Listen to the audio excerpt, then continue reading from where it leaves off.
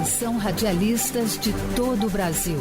É hora de noticiar os fatos que ajudam a construir um novo país. Direto dos estúdios da Empresa Brasil de Comunicação, em Brasília, vem aí a Voz do Brasil.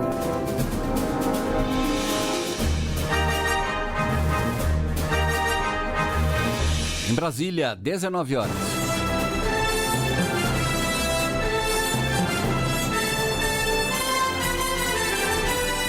Está no ar a Voz do Brasil.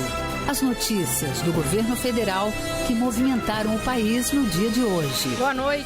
Uma boa noite para você que nos acompanha em todo o país. Sexta-feira, 25 de julho de 2025. E vamos ao destaque do dia, urbanização de favelas. Pax Seleções vai investir 4 bilhões e 800 milhões de reais em comunidades de 12 estados brasileiros. Os recursos serão aplicados em projetos que foram apresentados pelas prefeituras e selecionados pelo governo federal. Em Osasco, São Paulo, o presidente Lula assinou contratos para obras de infraestrutura, recuperação ambiental e regularização fundiária. É na cidade que o povo reivindica ônibus, é na cidade que o povo reivindica asfalto, é na cidade que o povo reivindica coleta de lixo. E você vai ouvir também ressarcimento aos aposentados e pensionistas do INSS continua. Nossa entrevista do dia será com o presidente do Instituto, Gilberto Valle. Ele vai falar dos primeiros pagamentos para quem aderiu ao acordo com o governo federal e os próximos passos para quem não recebeu dessa vez. E ainda, 90 anos da Voz do Brasil. Na nossa última reportagem da série especial de aniversário, vamos falar da evolução tecnológica. Como o programa passou dos discos de acetato e transmissões via UHF para as plataformas de streaming na internet. Hoje, na apresentação da Voz do Brasil, Mariana Jungmann e Nazi Brum. E acompanhe a gente ao vivo. Acesse radiogov.ebc.com.br ou canal Gov na sua TV aberta. 4 bilhões e 700 milhões de reais para obras de saneamento e urbanização de favelas no país. Os recursos são do Programa de Aceleração do Crescimento e vão beneficiar 49 comunidades periféricas de 32 municípios. Os primeiros contratos foram assinados hoje pelo presidente Lula em Osasco, São Paulo. O Jardim Rochdale, comunidade na zona norte de Osasco, tem um histórico de alagamentos. Moradora do local há mais de 30 anos, Edilaine Castro espera a regularização das moradias, além do tratamento da rede de esgoto. A questão de esgoto tem alguns bairros, tem algumas ruas aqui que ainda falta muito. Tem vários lugares aqui que não tem saneamento. A comunidade foi uma das selecionadas para receber investimentos do Programa de Aceleração do Crescimento. O presidente Lula assinou o contrato da segunda fase da urbanização do local, que prevê 82 milhões de reais para melhorias, como novas moradias e obras de infraestrutura, recuperação ambiental e regularização fundiária. Para José Nilton Reis, que é gerente no mercado do bairro, os investimentos na comunidade serão refletidos também no comércio local. Quanto melhorar a infraestrutura do bairro, da cidade, é bom para o pessoal e para a cidade, para o comércio, para todos. A comunidade no município de Osasco, na região metropolitana de São Paulo, é uma das 13 localidades do estado que vão receber 2 bilhões de reais do novo Pax Seleções, voltado para a urbanização de favelas em todo o país. Serão investidos 4 bilhões e 700 milhões de reais em 12 estados. O ministro das Cidades, Jader Filho, disse que o governo quer investir no bem-estar das populações mais vulneráveis. Essas obras são fundamentais, que trazem dignidade, trazem uma moradia de qualidade, tiram as pessoas desse processo de beira de canal e tantas outras que você acaba vivendo numa condição muito ruim. Essas obras são fundamentais, que trazem dignidade, trazem uma moradia de qualidade, tiram as pessoas desse processo de beira de canal e queremos ampliar cada vez mais a atenção com o Brasil. O presidente Lula comentou a importância dos investimentos em benefício da população que vive nas periferias das cidades brasileiras. É na cidade que o povo reivindica ônibus, é na cidade que o povo reivindica asfalto, é na cidade que o povo reivindica coleta de lixo, é na cidade que o povo vai atrás de médicos, é tudo na cidade. É isso que estamos fazendo aqui. Nós estamos liberando um dinheiro, um financiamento, é cuidar das pessoas que mais necessitam. Municípios com mais de 300 mil habitantes participaram do Pax Seleções na categoria Periferia Viva, com locução de Natália Kozlik, reportagem Sara Kines. O governo federal começou a pagar ontem o ressarcimento a aposentados e pensionistas do INSS que tiveram descontos indevidos de mensalidades associativas. Mas quem não recebeu nessa primeira leva ainda tem tempo de contestar os descontos e aderir ao acordo proposto pelo governo. Hoje a gente recebe aqui na Voz do Brasil o presidente do INSS, Gilberto Valler, para conversar um pouco mais sobre os próximos passos. Boa noite, presidente. Boa noite, Mariana. Boa noite, Nasa. Boa noite, ouvintes da Voz do Brasil.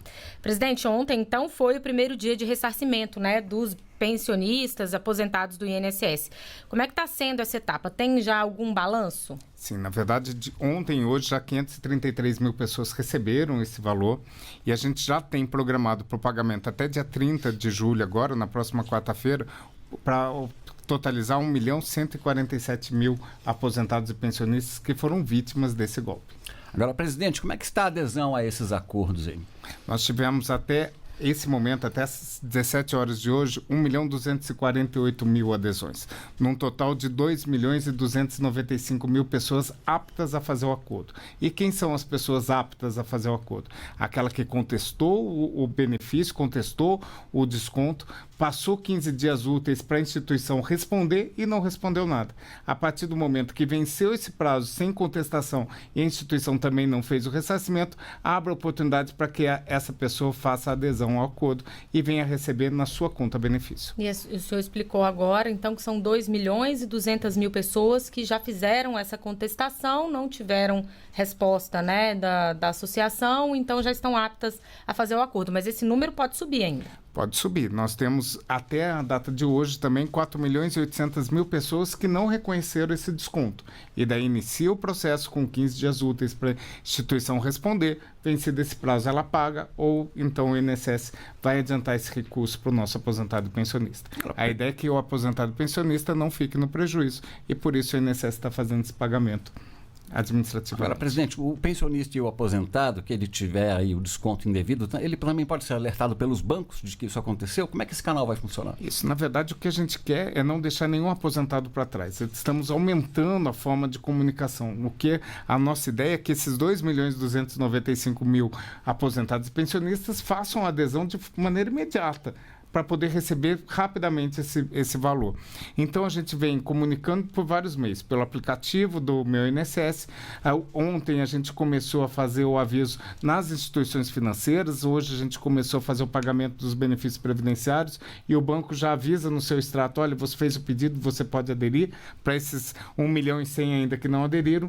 E hoje, o governo federal começa a lançar também um WhatsApp para o celular sem link algum, avisando, olha, você fez a contestação e você está apto a fazer essa adesão ao acordo, para você receber o dinheiro de maneira rápida, integral e corrigida pelo IPCA. Agora, é importante ressaltar isso. Essa mensagem do INSS está sendo enviada para o WhatsApp sem link algum. Se você receber alguma mensagem com algum link para você clicar, é fraude, não é do INSS, né? É fraude e a adesão não vai ser pelo WhatsApp. A adesão a esse acordo só tem duas formas de fazer. É pelo aplicativo Meu INSS ou indo pessoalmente numa agência dos Correios. As pessoas têm ido pessoalmente aos Correios falando nisso? Tem ido, sim. A gente abriu a partir de 30 de maio essa possibilidade do Correio fazer esse atendimento e a gente já teve mais de 2 milhões de pessoas que buscaram os Correios e 1.300.000 que tinham desconto, que contestaram esse desconto.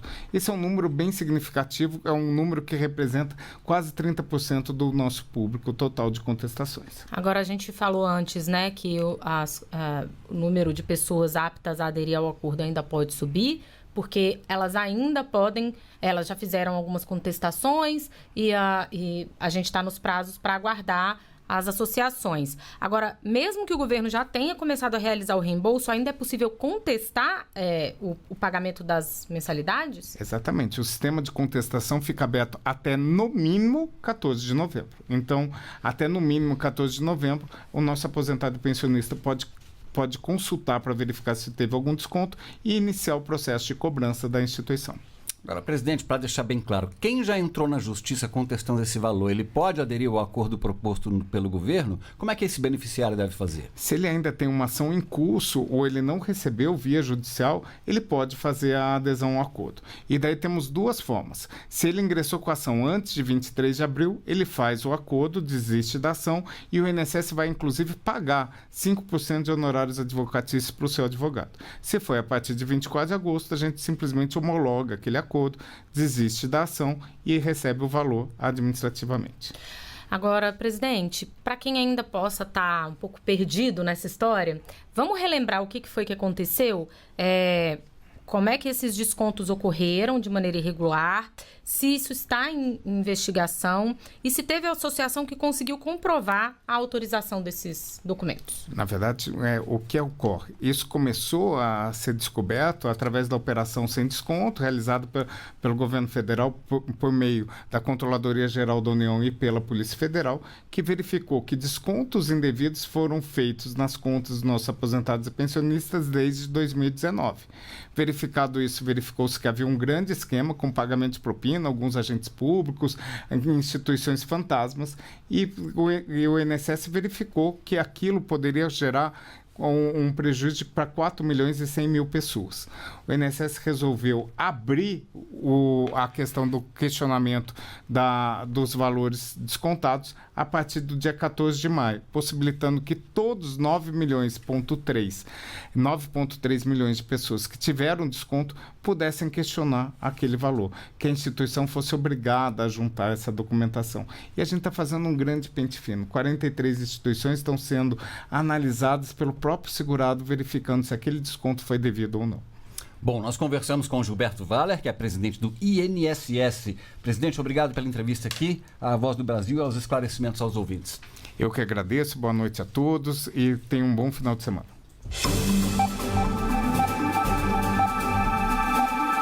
O Brasil terá um centro de competência em RNA mensageiro para fortalecer a produção de vacinas e medicamentos. O centro faz parte de uma série de iniciativas do governo brasileiro para garantir a soberania do país em produção de vacinas e insumos para o Sistema Único de Saúde. No total, será feito um investimento de 450 milhões de reais. O Brasil dá um novo passo para a produção de vacinas, ao lançar uma chamada pública para credenciar o primeiro centro de competência em tecnologias de RNA do país. A tecnologia é uma das mais avançadas e seguras para vacinas e terapias do mundo. Foi usada pela primeira vez durante a pandemia da Covid-19 para estimular o organismo a produzir uma proteína do vírus, incentivando a resposta imunológica. O espaço faz parte de um pacote de ações voltadas à soberania científica do país, para as quais serão destinados 450 milhões de reais. O ministro da Saúde, Alexandre Padilha, destacou que o Brasil identificou a oportunidade de produzir nacionalmente medicamentos e insumos, trazendo mais segurança para a população. Toda vez que você garante que você vai produzir um medicamento aqui no Brasil, que você vai incorporar uma tecnologia aqui no Brasil, que você vai poder inovar na produção de medicamento aqui no Brasil, você garante mais segurança para o povo brasileiro, porque esse medicamento vai chegar no SUS ou nas farmácias privadas, ou nos hospitais privados, sem ameaça de alteração cambial, quando se sobe o dólar, sobe o preço do medicamento, se tem alguma alteração, sem ameaças de conflitos bélicos, de situações como pandemia. Então, você dá segurança para o povo brasileiro ter acesso a esse medicamento. O governo prevê a aplicação de recursos em biofármacos, dispositivos médicos, insumos farmacêuticos e terapias para o Sistema Único de Saúde. Reportagem Thaísa Vitória. Brasil contra fake. Hoje vamos falar sobre um golpe envolvendo a Conab, a Companhia Nacional de Abastecimento. Criminosos estão se passando por representantes da Conab e até como parlamentares, fazendo cobranças e falsas promessas de doações de cestas de alimentos, pescados e kits de irrigação. A Conab esclarece que não realiza qualquer tipo de cobrança para a doação de alimentos ou insumos e que todas as ações sociais da companhia são executadas por meio de programas oficiais do governo federal. Cuidado, golpistas estão se passando por representantes da Companhia Nacional de Abastecimento, a Conab. Entidades têm relatado abordagens feitas por supostos representantes da companhia ou de parlamentares com falsas promessas de doações de cestas de alimentos, pescados e kits de irrigação, condicionadas ao pagamento antecipado de caixas de isopor ou custos de transporte. A Conab esclarece que não realiza qualquer tipo de cobrança para doação de alimentos ou insumos. Todas as ações sociais da companhia são executadas por meio de programas sociais do governo federal, com critérios técnicos previamente definidos e sem qualquer custo para as instituições beneficiadas. A companhia também reforça que não solicita depósitos, transferências bancárias ou qualquer tipo de pagamento como condição para o recebimento de produtos dos programas operados. E nem delega essa função a terceiros. Em caso de abordagem suspeita, a orientação é não efetuar nenhum pagamento e informar imediatamente a Conab por meio dos canais oficiais de atendimento. Também é importante registrar boletim de ocorrência junto às autoridades policiais para que as tentativas de golpe sejam devidamente investigadas. Na hora de se informar, procure fontes confiáveis. Reportagem Marcos Lacerda e Gisele Brasil. Para mais informações, acesse gov.br/Brasil contra fake. Mais de 61 milhões de passageiros viajaram em voos domésticos e internacionais por meio da aviação comercial no primeiro semestre deste ano. Um crescimento de 10% nas viagens aéreas. E a expectativa é que o número de brasileiros que viajam de avião bata recorde este ano. Os brasileiros estão cada vez mais viajando de avião. A população nunca utilizou tanto modal aéreo como em 2025. O comerciante Fernando Diniz é exemplo disso. Eu fiz em torno de umas 10 viagens. É questão de gostar mesmo de viajar, me faz bem. De janeiro até agora, as companhias aéreas transportaram 61 milhões e 800 mil passageiros entre os vários aeroportos espalhados pelo país. Um crescimento de 10% em relação ao mesmo período do ano passado. O mercado internacional foi responsável por transportar quase 14 milhões de turistas, uma alta de 15,3% em relação ao mesmo período do ano passado.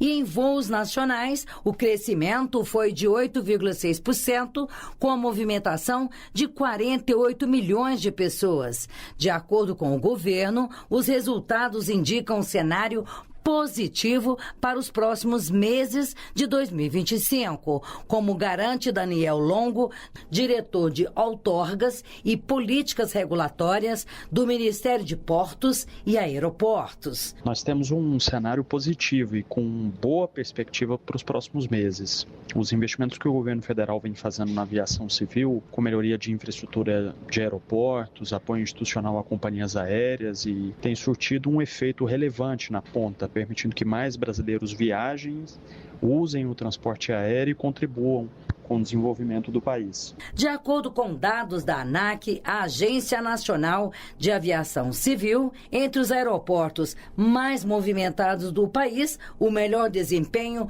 foi observado no terminal do Galeão, no Rio de Janeiro, seguido do Aeroporto Internacional de Confins, em Belo Horizonte. Depois veio o maior terminal do país, o de Guarulhos, em São Paulo. Reportagem Cleide Lopes. No rádio, no celular ou na TV, são muitas as opções para quem não perde a Voz do Brasil, e sempre com muita qualidade. Mas nem sempre foi assim. Quando a Voz do Brasil iniciou suas transmissões na década de 30, as condições eram muito diferentes. Na nossa última reportagem da série especial sobre os 90 anos do programa de rádio mais antigo do país, a repórter Luana Karen conta como o programa evoluiu com a tecnologia. A produção é de Rosineide Evangelista e Jussiane Matos. Um som abafado, distante e muitas vezes com chiados. A qualidade da transmissão do rádio percorreu um longo caminho que se confunde com a própria história da Voz do Brasil. No começo, o noticiário exigia dos ouvintes muito mais que atenção com as informações, mas também boa vontade para compreender o que estava sendo dito. Neste trecho, veiculado em 7 de setembro de 1942, o programa foi apresentado diretamente do estádio São Januário, no Rio de Janeiro, onde Getúlio Vargas comemorava o Dia da Independência. Senhores ouvintes, o Departamento de Imprensa e Propaganda vai transmitir a hora do Brasil deste dia 7 de setembro, diretamente do estádio do Clube de Regatas Vasco da Gama, a bela praça de esportes do bairro carioca de São Januário. Naquela época se usava disco de acetato e a transmissão era em UHF, mesma frequência usada pelos radioamadores de hoje em dia. É o que explica Leleco Santos, que há 27 anos é o operador de áudio da Voz do Brasil no bloco do Executivo. Era tudo bem diferente. Na verdade, naquela época se usava o acetato. O que era acetato? Eram discos, só que o acetato ele é de vidro, né? Coberto com uma resina. Então era muito difícil e frágil para lidar com aquilo ali. Também era transmitido em UHF. A rádio que está em uma outra cidade que quisesse transmitir a Voz do Brasil, ela pegava o sinal por UHF. Mais para frente, lá para meados de 1950, na década de 50, quando surgiram os transmissores e as transmissões via satélite, foi que deu esse salto no formato de transmissão e no formato de como as rádios copiavam a Voz do Brasil. A Rádio Brás trabalha para levar até você um novo som da Voz do Brasil via satélite. Novos e modernos equipamentos são instalados em todo o Brasil, visando o melhor som com custos reduzidos. Voz do Brasil via satélite. Uma conquista da tecnologia moderna de um Brasil novo. Ao longo dos anos, as gravações veiculadas no programa, como reportagens e trechos de entrevistas, foram sendo registradas em diferentes mídias, à medida que as tecnologias foram evoluindo. O sonoplasta Leleco Santos registra a habilidade que era necessária quando ele começou no trabalho em 1998. Gravava-se as matérias em fita de rolo, e depois essa matéria era transferida para um cartucho que era também feito de fita magnética e era esse material que a gente levava para o ar. E era um trabalho que realmente exigia habilidade e agilidade para poder não dar nenhum problema. Mas entrava tão no automático, você fazia com tanta destreza que era normal. Hoje todo o material veiculado na Voz do Brasil está em formato digital. Basta um toque no teclado e o áudio vai para o ar. Já a transmissão ao vivo do programa é feita via satélite, a partir do comando da Empresa Brasil de Comunicação. As rádios de todo o país também podem fazer a retransmissão por meio de link da internet, diretamente do streaming da Rádio Gov. Os avanços tecnológicos foram percebidos pelos ouvintes, principalmente os mais antigos. De segunda a sexta-feira, o seringueiro Edmar Paulino Ferreira, morador da reserva extrativista Chico Mendes, em Chapuri, no Acre, acompanha a Voz do Brasil. Uma coisa que eu nunca gostei foi de perder jornal. É a coisa mais difícil eu perder, só se eu estiver viajando por outro canto. Mas eu chego, fico numa rede, ligo o rádio. Quando o pessoal estão gritando para eu ir jantar e eu escutando. Só vou depois que eu escuto a Voz do Brasil. Edmar não abre mão da companhia do rádio a pilha. Ao longo dos anos, ele notou melhorias no sinal. Está bem melhor mesmo, porque teve uns tempos que teve desaparecida do Coelho, mas agora não, agora ela voltou com uma potência muito boa. As tecnologias também aproximaram a Voz do Brasil do público jovem. É possível ouvir a Voz no Spotify ou acompanhar o programa do Poder Executivo no YouTube do canal Gov. A transmissão em vídeo permite que os ouvintes se transformem em telespectadores e vejam o rosto de quem dá voz ao noticiário de rádio mais antigo do país. E como estamos na era das redes sociais, recortes das entrevistas da Voz circulam em plataformas como o TikTok, meio usado sobretudo por jovens e adolescentes. Reportagem Luana Karen. Pois é, como você ouviu a Luana dizer, nós já estamos no Spotify e no YouTube, mas agora também em outras plataformas de áudio, Apple Podcast, Castbox e Amazon. E eu queria aproveitar o encerramento desse material especial, Nazi, para reforçar que estamos só começando o ano de comemorações. Ainda teremos mais novidades vindo por aí. E também para deixar os agradecimentos para a equipe aqui do estúdio que faz a Voz do Brasil todos os dias. Você, Nazi Brum, que editou brilhantemente essa última reportagem e hoje está conosco aqui na apresentação. Luciana Vasconcelos, nossa editora executiva e também apresentadora. E ainda ainda Leleco Santos, que vocês ouviram explicar a tecnologia do rádio na reportagem e que está conosco aqui nesse momento no estúdio. Infelizmente, quem nos vê pela TV consegue ver pouco do Leleco. E ele está também todos os dias conosco aqui há 27 anos, operando e colocando a voz do executivo no ar. Além, claro, da equipe de repórteres, editores, produtores e técnicos que trabalham para colocar esse programa no ar aqui na rádio e também na TV do Canal Gov. A voz é feita por muitas mãos. E essas foram as notícias do governo federal. Uma realização da Secretaria de Comunicação Social da Presidência da República. Com produção da empresa Brasil de Comunicação. Fique agora com as notícias do Poder Judiciário e do Congresso Nacional. Boa noite, um bom fim de semana. Boa noite, até segunda.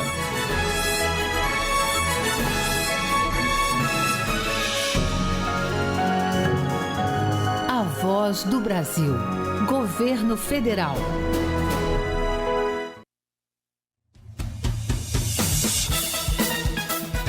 Você vai ouvir agora notícias do Poder Judiciário. Associações acionam o Supremo Tribunal Federal contra a lei que limita ensino sobre gênero em escolas do Espírito Santo. Superior Tribunal de Justiça mantém prisão preventiva de atirador CAC, acusado de tráfico internacional de armas. Tribunal Superior do Trabalho decide que Correios não podem punir carteiro que aderiu à greve pacífica. Boa noite, eu sou Ariana Fonseca. E eu sou Walter Lima. Associações acionam o Supremo Tribunal Federal contra a lei que limita ensino sobre gênero em escolas do Espírito Santo. Para organizações LGBTQIAPN+, a norma invade competência privativa da União e impõe limitação às atividades de docentes. Neto Costa. A legislação questionada é a 2.479 de 2025. A norma autoriza pais ou responsáveis a proibirem os filhos ou tutelados de participarem de aulas sobre identidade de gênero, orientação sexual, diversidade sexual, igualdade de gênero e temas semelhantes. As organizações também sustentam que a lei provoca uma situação de anormalidade no ambiente escolar, pois os docentes podem ser obrigados a silenciar diante de perguntas de alunos devido à proibição imposta por alguns pais que não desejam que determinados temas sejam debatidos em sala de aula. O processo foi distribuído à ministra Carmen Lúcia. Vice-presidente do Superior Tribunal de Justiça, no exercício da presidência, mantém prisão preventiva de acusado de posse ilegal e tráfico internacional de armas. O homem teria registro como CAC, colecionador, atirador desportivo e caçador. Fátima Uchoa. O acusado foi preso em flagrante no Paraná em setembro de 2024 por suspeita de tráfico internacional de armas, mas obteve liberdade provisória após pagar fiança. 3 meses depois, em São Paulo, foi preso em flagrante novamente porque policiais encontraram na propriedade dele várias armas de fogo, umas em condição irregular e outras de uso restrito, além de munições. O TRF4 negou o pedido de habeas corpus e no STJ o ministro Luiz Felipe Salomão afirmou que não há manifesta ilegalidade ou urgência a justificar o deferimento do pleito liminar. O julgamento definitivo do recurso em habeas corpus caberá à 6ª turma do STJ.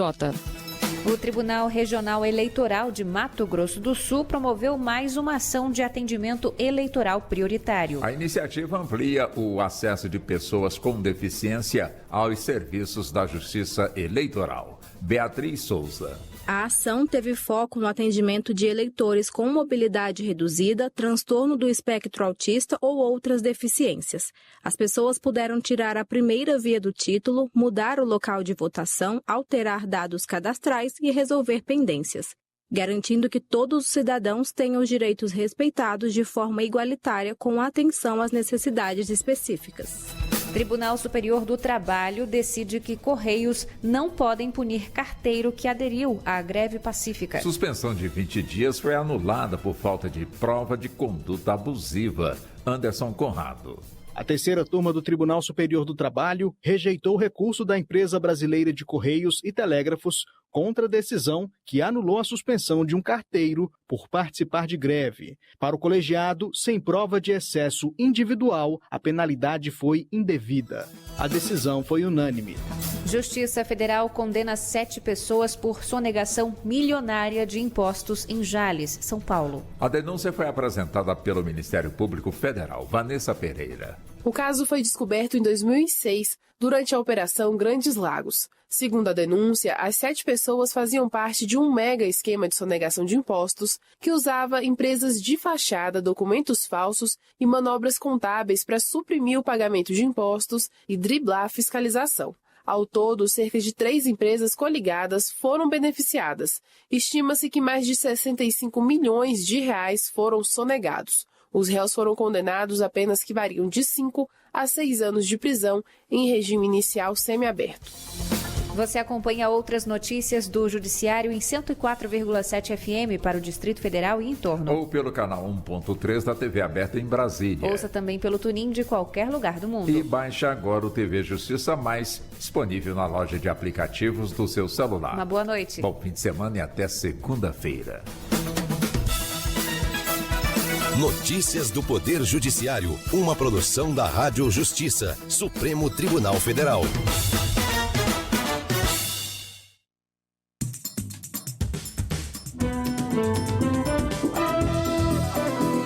Está no ar o Jornal do Senado. Eu sou Ricardo Nakaoka e estes são os destaques de hoje do Jornal do Senado que começa agora. Sancionada a lei que reconhece fibromialgia como deficiência. Senadores alertam para impacto das bets na educação. Projeto pode alterar Código de Defesa do Consumidor.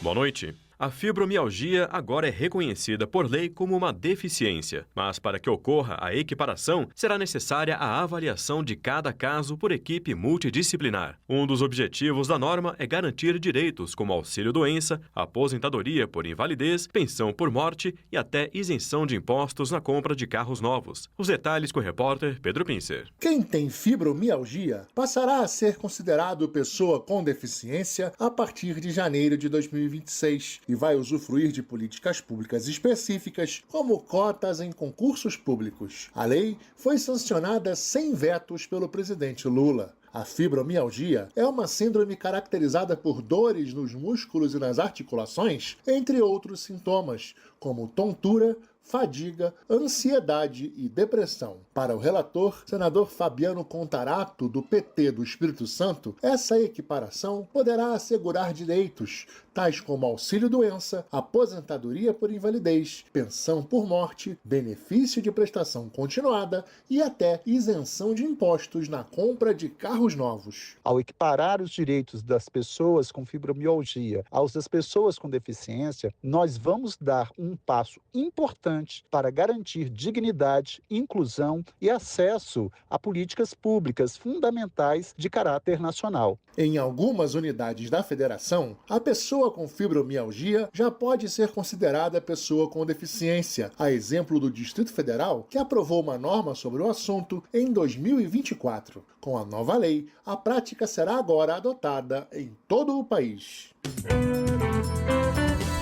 Quase 35 anos depois de entrar em vigor, o Código de Defesa do Consumidor pode sofrer mudanças. Neste ano, o Senado deve analisar um projeto que afasta a necessidade de defeito na mercadoria para exercer o direito de troca. Repórter Alexandre Campos. Em setembro, o Código de Defesa do Consumidor vai completar 35 anos e a regra da troca de produtos pode sofrer alterações se um projeto do senador Flávio Bolsonaro, do PL do Rio de Janeiro, for aprovado. Pela proposta, o consumidor não precisará justificar o pedido de troca, de concessão de crédito ou de devolução do dinheiro no prazo de até 30 dias após sua aquisição em loja física ou virtual e com a nota fiscal em mãos, desde que o produto esteja em perfeito estado de conservação. Atualmente, esse direito só vale se o bem comprado apresentar algum defeito ou vício que o torne impróprio ou inadequado para o consumo. Na opinião de Flávio Bolsonaro, a proposta vai alinhar o Brasil às melhores práticas internacionais. E a gente vê muitas vezes aqui no Brasil que o consumidor compra um produto, independente do motivo,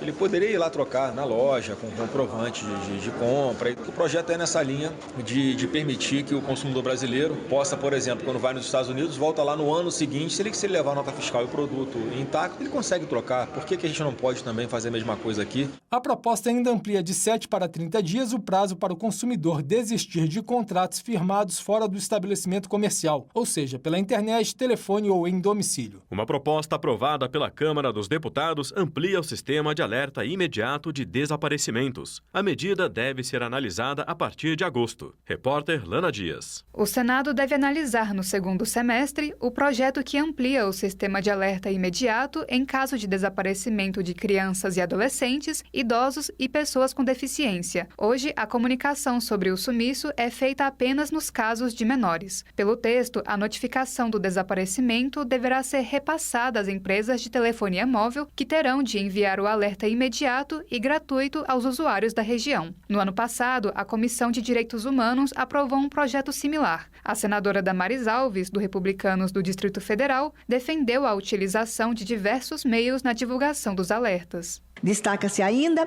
a determinação de utilização de todos os formatos, meios, tecnologias, plataforma disponível para a divulgação do desaparecimento de crianças e adolescentes, otimizando a infraestrutura das empresas. O projeto que chegou ao Senado ainda diz que os provedores de rede móvel e de internet poderão utilizar, nos alertas, dados de localização da pessoa desaparecida obtidos pelo rastreamento do celular mediante decisão judicial.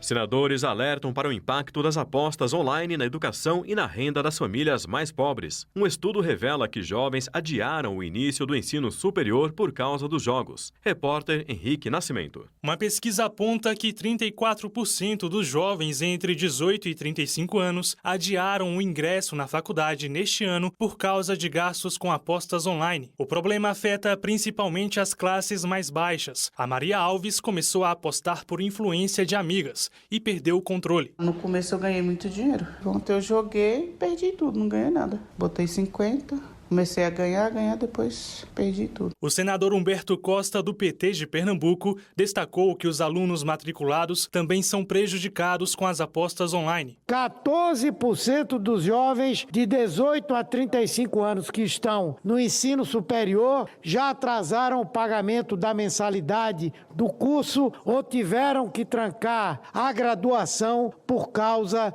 de apostas online. O senador Eduardo Girão, do Novo do Ceará, defendeu a aprovação de projetos que restringam a publicidade do setor. Estamos tratando de um vício que destrói famílias e leva muitos ao suicídio. Por tudo isso, tem vários projetos de lei de minha autoria e de outros colegas da casa tramitando nessa casa. Um deles visa corrigir totalmente o erro, proibindo o funcionamento das bets no Brasil. Dentre os projetos sugeridos pela CPI das bets, encerrada em 12 de junho, está a criação do Cadastro Nacional dos Apostadores, com o CPF, histórico de apostas e limites financeiros de cada jogador.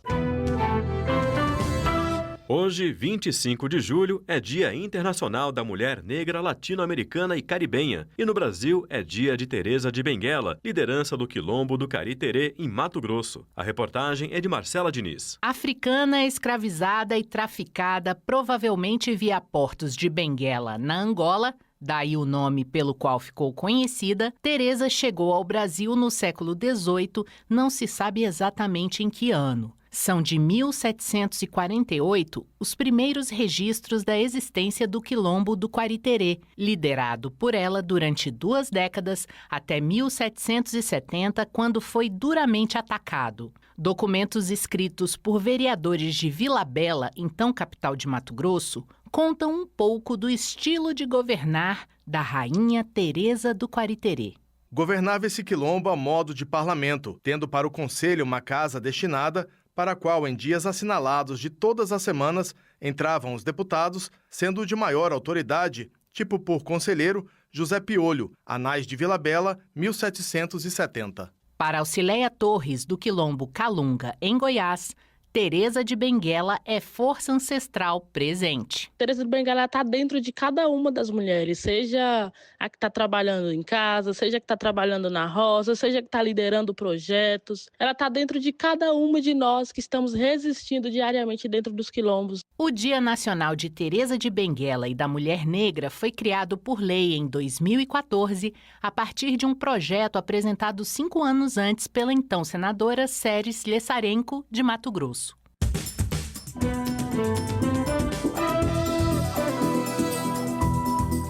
Com edição de Rafaela Félix e trabalhos técnicos de Eliseu Caires, o Jornal do Senado fica por aqui. Acompanhe agora as notícias do Tribunal de Contas da União e da Câmara dos Deputados. Boa noite e um bom fim de semana. Minuto do TCU. O Tribunal de Contas da União identificou falhas graves na base de dados de pessoas falecidas no Brasil. O Sistema de Informações sobre Registro Civil, CIRC, é utilizado por diversos órgãos para a gestão de políticas públicas e pagamentos de benefícios, como aposentadorias e pensões. O ministro relator do processo no TCU, Jorge Oliveira, comentou os resultados da auditoria durante a sessão plenária da última quarta-feira, dia 23. Mais de 13 milhões de óbitos não estão registrados no CIRC, falha que resultou em pagamentos indevidos da ordem de 3,7 bilhões de reais entre os anos de 2016 e 2025. O envio do registro de óbitos é de responsabilidade dos cartórios civis. O tribunal recomendou medidas para que o governo federal corrija as falhas e evite novos prejuízos aos cofres públicos. Saiba mais em tcu.gov.br. TCU, fiscalização a serviço da sociedade.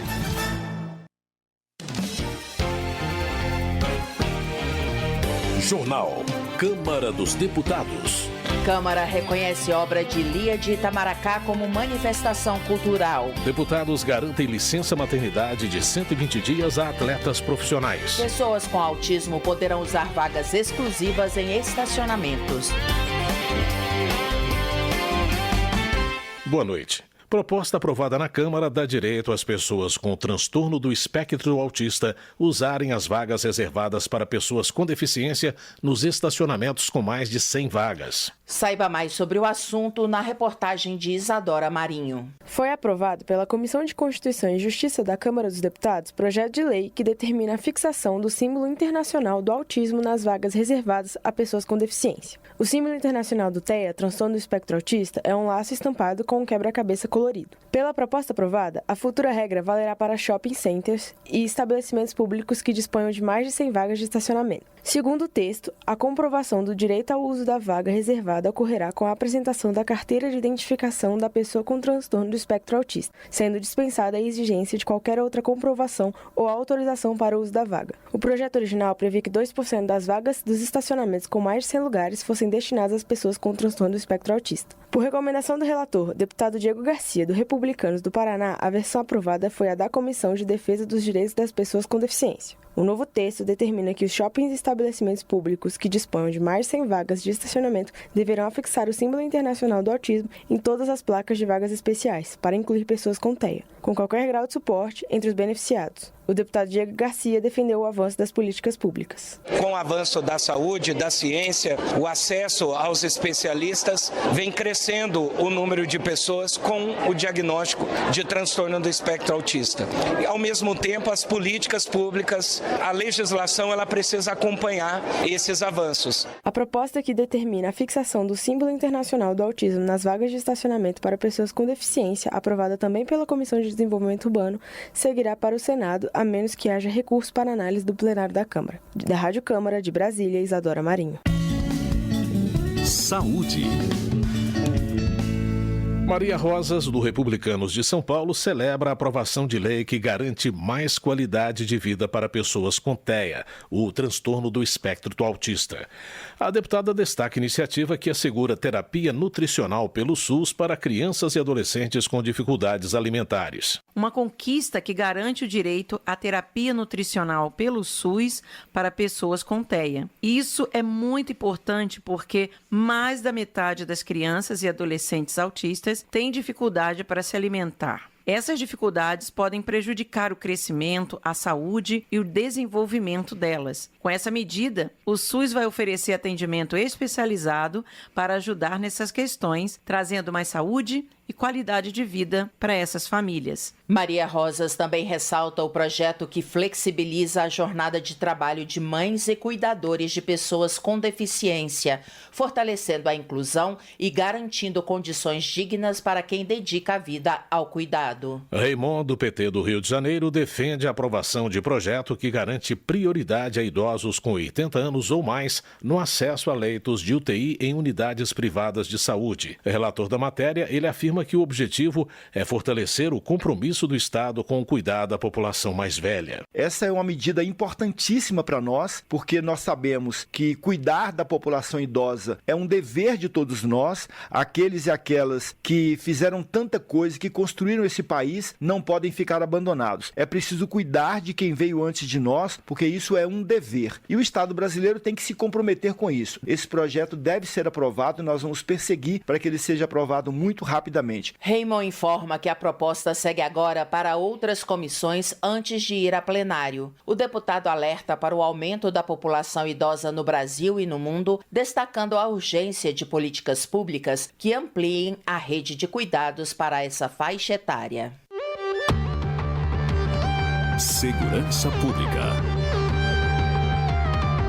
Alberto Fraga, do PL do Distrito Federal, afirma que a proposta que reformula a estrutura da segurança pública no Brasil não apresenta avanços para combater o crime organizado. O deputado espera que a comissão especial altere vários pontos do texto. De acordo com Alberto Fraga, o governo pretende ampliar as competências da Polícia Rodoviária Federal sem considerar a falta de efetivo. Ele acrescenta que a proposta concentra poderes excessivos na Polícia Federal sem atacar as organizações criminosas.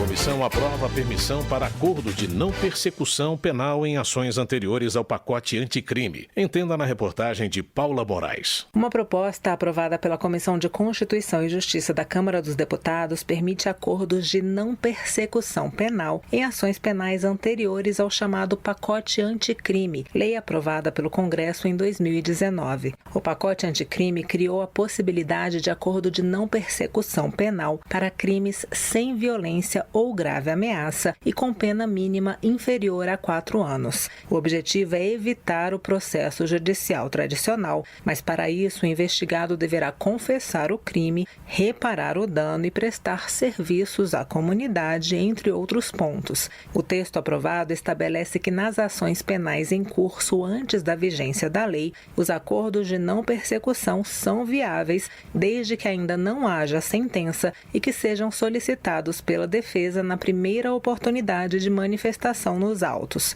O relator, deputado Ricardo Aires, do Republicanos do Tocantins, elogiou esse tipo de acordo em parecer lido na Comissão de Constituição e Justiça pelo deputado Roberto Duarte, do Republicanos do Acre. O acordo de não persecução penal representa um mecanismo inovador no sistema criminal, na medida em que objetiva desafogar o Poder Judiciário e promover uma justiça penal mais célere e eficaz, direcionando os esforços do aparato estatal para casos mais graves e complexos. A autora, a deputada Laura Carneiro, do PSD do Rio de Janeiro, explicou que apresentou o texto por causa de decisão do Supremo Tribunal Federal, na qual se estabeleceu que esses acordos são viáveis em ações anteriores ao pacote anticrime, desde que não haja sentença e sejam solicitados na primeira oportunidade pela defesa. A proposta que permite acordos de não persecução penal em ações penais anteriores ao chamado pacote anticrime já pode seguir ao Senado, a menos que haja recurso para votação pelo plenário. Da Rádio Câmara, de Brasília, Paula Moraes. Habitação. Ao defender a valorização dos corretores de imóveis, Nitinho, do PSD de Sergipe, exalta a função da categoria na realização do sonho da casa própria. Ele elogia os avanços do Minha Casa Minha Vida, mas alerta que a burocracia dificulta o acesso à compra de imóveis usados. Segundo Nitinho, os recursos destinados à compra desses imóveis estão travados no Ministério das Cidades, prejudicando os trabalhadores do setor e a população de baixa renda. Ele cobra mais atenção do governo e pede transparência sobre os investimentos previstos para o programa. Trabalho. Enfermeira Rejane, do PCdoB do Rio de Janeiro, defende a aprovação de proposta que garante jornada de 30 horas semanais para profissionais da enfermagem, em vez das 44 horas exigidas atualmente. Ela lembra que a luta é antiga e afirma que a categoria foi invisibilizada por décadas. Quando o piso foi atrelado a 44 horas pelo judiciário, acabou. A enfermagem fazia 40, não fazia 44. Então, ninguém recebe o piso porque tem a proporcionalidade do valor provado, que é R$ 4.700 por enfermeiro. É necessário que essa imensa categoria, que tem recorte de gênero, somos mulheres, que tem recorte de raça, somos negros e negras, que tem um recorte social, que precisa trabalhar para sustentar sua família. Agora está tramitando uma PEC no Senado, onde deu parecer favorável na comissão, e ela então está precisando ser pautada. A enfermeira Rejane destaca que a mobilização para a aprovação da matéria inclui a realização de seminários e audiências públicas em diversos estados. Ela ressalta que a redução da jornada é essencial para valorizar a enfermagem e garantir melhores condições de cuidado à população. Os deputados aprovaram um projeto que reforça o direito à licença maternidade de 120 dias para as atletas profissionais. O texto já tinha sido aprovado no Senado e segue para a sanção presidencial, como informa a repórter Maria Neves. A Comissão de Constituição e Justiça da Câmara dos Deputados aprovou o projeto que assegura às atletas profissionais o direito à licença maternidade, inclusive no caso de adoção. Já aprovada no Senado, a proposta determina que a licença será de 120 dias, sem perda da remuneração. Com a aprovação, o texto pode seguir para a sanção presidencial. De acordo com o autor da medida, senador Romário, embora a licença maternidade seja assegurada para todas as mulheres na Constituição, muitos clubes ainda não cumprem a regra. Na opinião da relatora do texto na Comissão de Constituição e Justiça, deputada Laura Carneiro, do PSD do Rio de Janeiro, a mudança na legislação será um instrumento a mais na defesa dos direitos das atletas. Não é justo que um atleta profissional não tenha o mesmo direito que tem qualquer mulher. As mulheres atletas que engravidam têm que ter os seus 120 dias recebendo seu salário, cuidarem da sua gravidez no começo e depois dos seus filhos. Pelo menos será uma forma do Ministério Público eventualmente entrar contra um clube ou outro que não esteja cumprindo uma regra básica da nação. É um direito que é um direito inerente à mãe, aquela mulher, atleta ou não, que tem seu direito à maternidade. A licença maternidade já está prevista na Lei Geral do Esporte, que consolida a legislação esportiva no Brasil. Pela lei, os contratos celebrados com atletas mulheres, ainda que de natureza civil, não podem impor nenhuma condição relacionada à gravidez, à licença maternidade ou à maternidade em geral. A mudança proposta, portanto, além de reforçar o direito das mulheres à licença maternidade, assegura esse benefício também para os casos de adoção e de guarda judicial. Da Rádio Câmara de Brasília, Maria Neves. Economia. Para Maria do Rosário, do PT do Rio Grande do Sul, a proposta que isenta do imposto de renda quem ganha até R$5.000 promove justiça tributária. A deputada acrescenta que a medida é fundamental para combater as desigualdades históricas do Brasil. Maria do Rosário também acusa parte da oposição e aliados do governo dos Estados Unidos de tentarem atacar o sistema financeiro do Brasil por meio do PIX. A parlamentar alega que a ação tem o objetivo de beneficiar grandes empresas de cartão de crédito. Na opinião de Rogério Correia, do PT de Minas Gerais, os avanços econômicos do governo, como recorde de empregos, inflação controlada, crescimento do PIB e aumento real do salário mínimo, são reflexos de uma gestão voltada à justiça social. Rogério Correia avalia que a isenção do imposto de renda para quem ganha até R$5.000 por mês e a taxação dos super ricos são parte de um processo de redistribuição de renda. Para ele, há uma clara divisão entre quem defende o Brasil e quem atua em favor de interesses estrangeiros. Érica Cocai, do PT do Distrito Federal, critica parlamentares que, segundo ela, agem contra os interesses do Brasil no exterior. A parlamentar repudia ingerências internacionais e elogia elogia a resistência do povo brasileiro diante das imposições externas. Érica Cocai também lamenta a aprovação do projeto que regula o licenciamento ambiental. A deputada alerta que um dos impactos negativos da proposta é o avanço da destruição do cerrado. Já Maurício Marcon, do Podemos do Rio Grande do Sul, responsabiliza o governo federal pelas tarifas impostas aos produtos brasileiros. Ele afirma que o governo dos Estados Unidos não negocia com países que apoiam regimes autoritários e grupos terroristas. Maurício Marcon também acusa o governo de financiar campanhas nas redes sociais com robôs para promover a imagem de uma democracia falsa no país. O deputado aponta o Supremo Tribunal Federal como verdadeiro detentor do poder em detrimento do Congresso, que foi eleito pelo povo. Ao fazer um balanço do primeiro semestre, Márcio Gerri, do PCdoB do Maranhão, classifica o período como uma etapa importante da reconstrução do Brasil. O congressista celebra os resultados obtidos, especialmente nos campos econômico e social. Márcio Gerri também celebra a aprovação do relatório que amplia a isenção do imposto de renda para quem ganha até R$5.000 por mês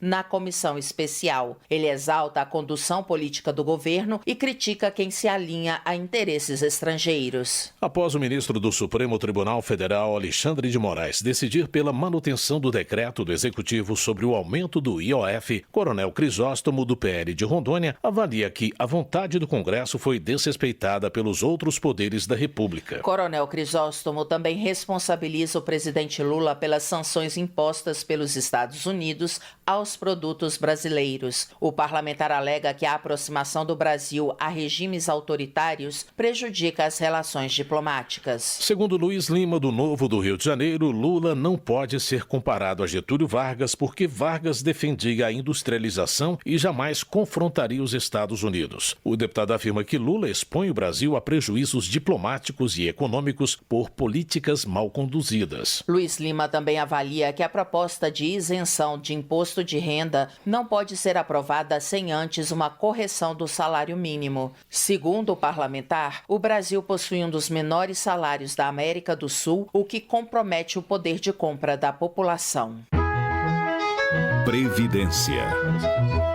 Hildo Rocha, do MDB do Maranhão, defende a criação de uma comissão externa da Câmara para acompanhar a devolução de saques indevidos nas contas de aposentados e pensionistas do INSS. Ele declara ter recebido informações de que muitos beneficiários estão recebendo menos do que o valor sacado. De acordo com Hildo Rocha, a comissão deverá ser composta por deputados de diferentes partidos e terá o papel de fiscalizar a devolução correta dos valores. O congressista explica que o objetivo é proteger pessoas vulneráveis. Cultura. Lia de Itamaracá, conhecida por divulgar a ciranda dentro e fora do Brasil, tem sua arte reconhecida como manifestação da cultura brasileira. A iniciativa é de um projeto que foi aprovado pela Câmara e agora precisa ser examinado pelos senadores. Saiba mais com o repórter Luiz Cláudio Canuto. Eu sou Lia da beira do mar, morena queimada do sal e do sol, da ilha de Itamaracá.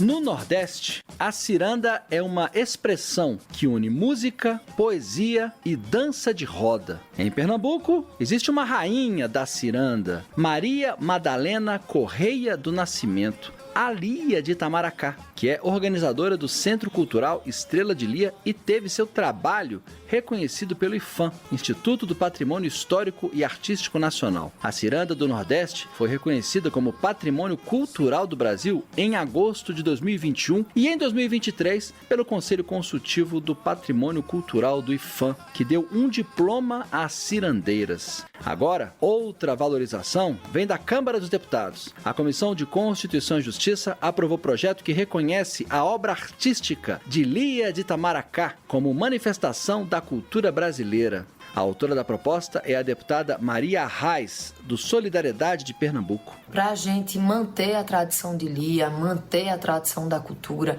da ciranda, o que a gente precisa fazer, não só com ela, que é uma grande mestre, uma grande referência, é incentivar e valorizar esses artistas. Então, a aprovação do nosso projeto de lei é um passo importante, porque a gente permite que ela seja preservada, protegida, valorizada, incentivada e difundida. Então a gente quer que essa expressão da cultura popular tão rica seja levada para os 4 cantos do nosso país. Então, mas além da lei, é fundamental que a gente continue levando a ciranda para as escolas, para as praças, para os palcos e principalmente para o coração das pessoas, porque a gente quer que as crianças e os jovens conheçam Lia, cantem suas músicas, dancem de mãos dadas e entendam o valor dessa tradição que é nossa, que vem da areia de Itamaracá e que é levada para o mundo. O texto aprovado é o relatório do deputado Neto Carleto, do Avante da Bahia. A proposta que reconhece a obra artístico-cultural de Lia de Itamaracá como manifestação da cultura brasileira, agora segue para o Senado Federal.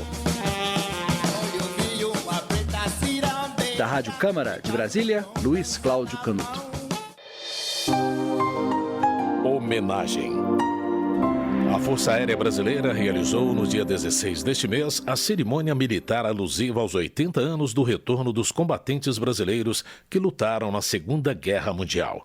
Pedro Ayrara, do PRD de Minas Gerais, enaltece o papel histórico das forças e menciona a necessidade de mantê-las estruturadas e valorizadas. Pedro Ayrara alerta para a evasão crescente de profissionais qualificados das Forças Armadas por falta de recursos e oportunidades. Ele sugere emendas para melhorar os adicionais por especialização, localidade e tempo de serviço. Termina aqui o Jornal Câmara dos Deputados, com trabalhos técnicos de Rodrigo Santos e Edmilson Farias e apresentação de Luciana Vieira e José Carlos Andrade. Uma ótima noite para você. A Voz do Brasil está de volta na segunda-feira. Uma boa noite, um bom fim de semana. Você ouviu A Voz do Brasil. Boa noite.